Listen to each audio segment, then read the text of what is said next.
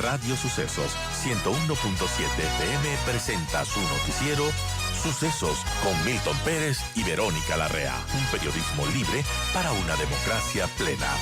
Los hechos y las opiniones de los sucesos que marcan nuestro tiempo.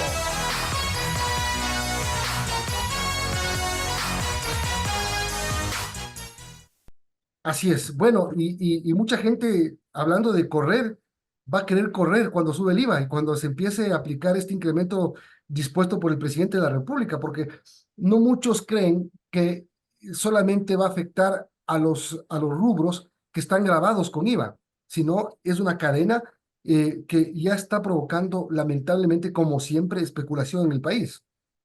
Y Milton, y cuidado, se anticipen a correr, porque ¿qué hemos visto estos días? Que ya hay gente que dice, como va a subir el IVA, ya subo los precios. Ahora, esta semana, la próxima. Primer mensaje, no pueden subir los precios. Y que los ecuatorianos que consumen los bienes y servicios no acepten que les suban los precios. Uno, ¿cuándo podría haber un efecto en el precio? Desde el 1 de abril.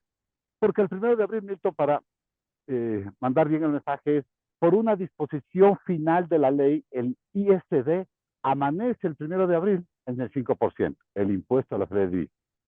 Y se deja que el presidente la pueda bajar hasta 2 puntos, o sea, hasta el 3 o hasta el 4 a futuro. La presidencia no se ha pronunciado al respecto en nada. Por lo tanto, primer análisis, bienes importados van a tener un incremento de 1.50 adicional de ISD, todos los que son importados. Y a ese 1.50 de ISD hay que sumar los 3 puntos de IVA.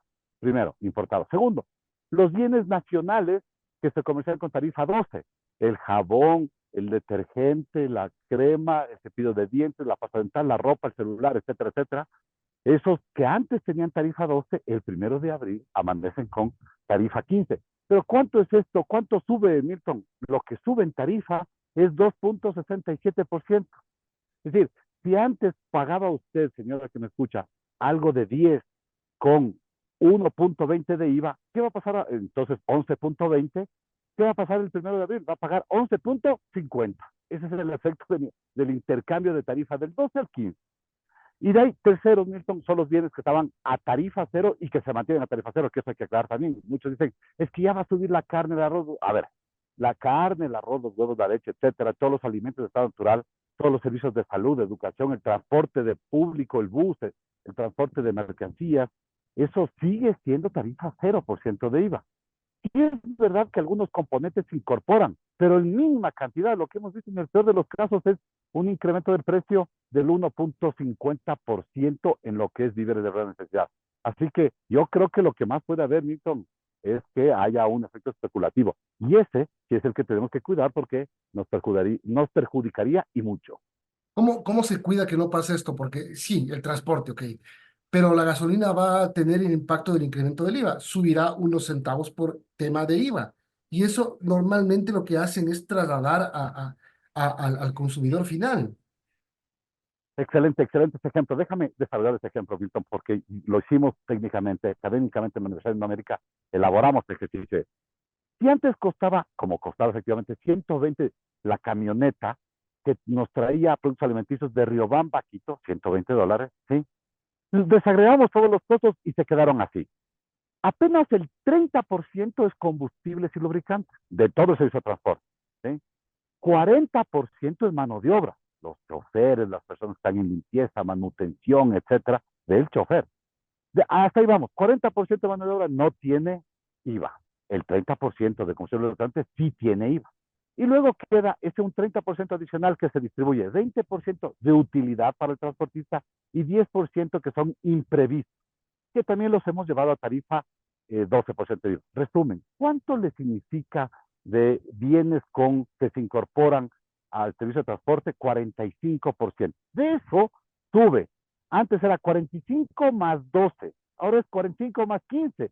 ¿Cuál es el incremento real? Antes debería costar 130 el servicio de transporte, el camión, y ahora debería costar 134, técnicamente elaborado. Entonces, sí, claro que sube, hay un incremento, Milton, pero en esta magnitud que lo hemos conversado, mínimo, que la economía lo pueda absorber. El gran problema es que el señor del transporte diga, como la gasolina ya paga IVA, yo le subo todo el servicio de transporte un 3% más, y eso es equivocado.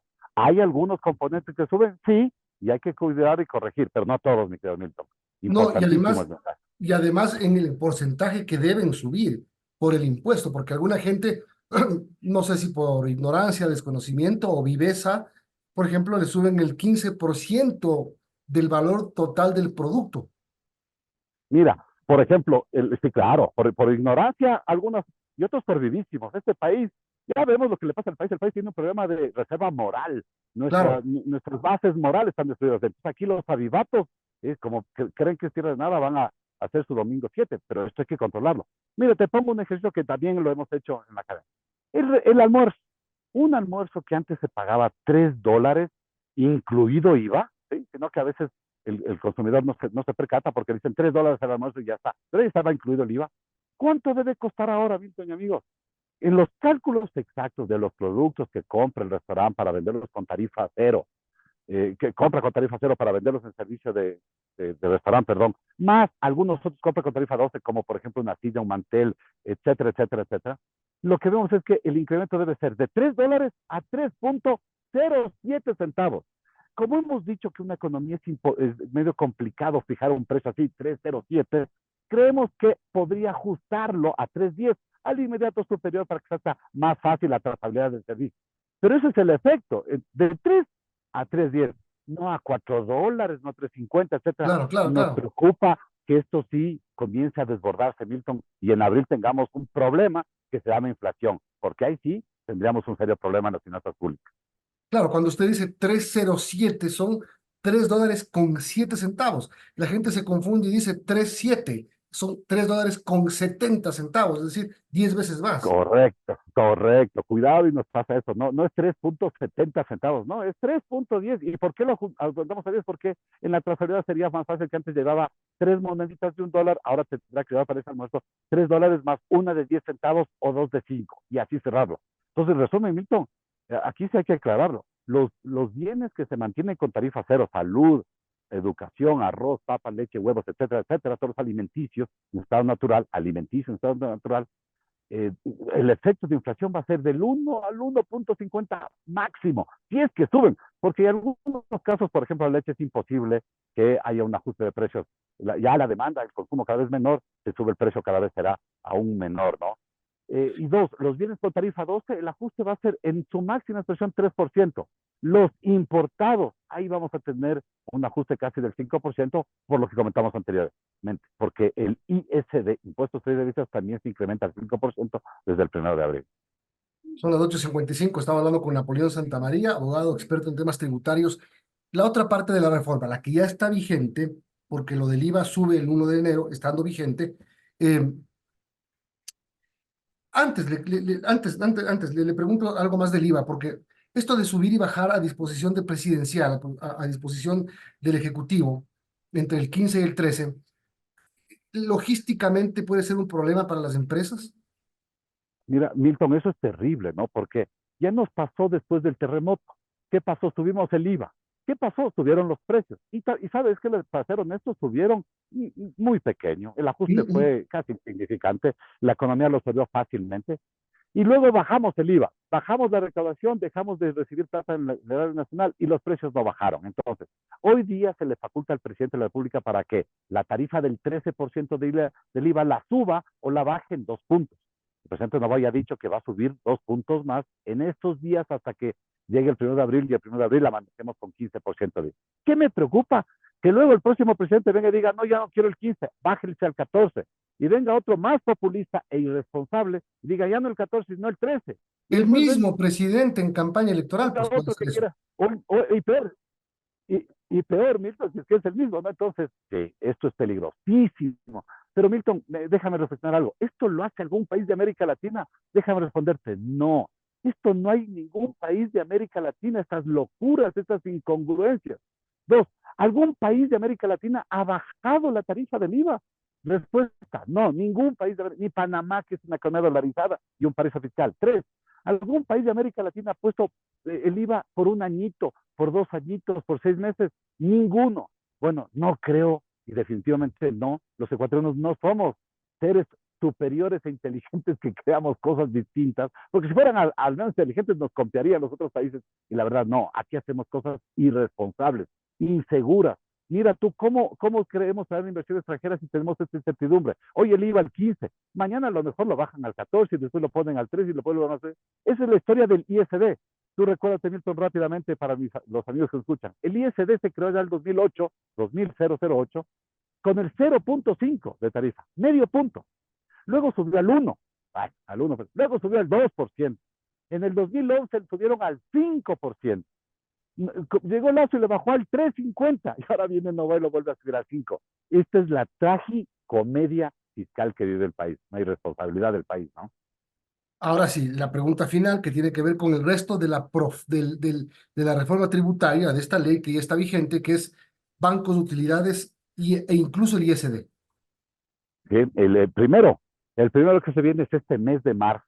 ¿Qué hay que pagar en marzo? Una contribución a la guerra interna, así salió la ley. ¿Quiénes deben pagar? Todas las compañías, todas que hayan vendido más de $1 millón. De esa manera se eliminan lo que son las pequeñas y las microempresas. Solo las compañías que vendieron más de $1 millón van a pagar una contribución. Muy bien, ¿de cuánto es la contribución? Del 3.25%. Muy bien, ¿sobre qué se calcula? Sobre la utilidad, la base imponible, la utilidad gravable del año 2022. Así que si usted es una empresa y me está escuchando, coja la utilidad del 2022, vamos a poner que es $100,000, me invento cualquier cifra, calcule el 3.25%, eso es $3,250. Y eso tiene que pagarlo en este marzo del 2024. ¿Sí? Y lo mismo, ese mismo valor tendrá que pagar en marzo del 2025. Primera contribución, el de las compañías. Segundo, el del ISD, que también sube del 3.50 al 5% desde el 1 de abril para todos los importados. Y cuarta reforma, la de los bancos y cooperativas, que en el mes de mayo de este año, nos aportarán una contribución de guerra también. ¿Cuánto significa esto más o menos, Milton? Rápido para cerrar. IVA, cada mes más o menos $113 millones.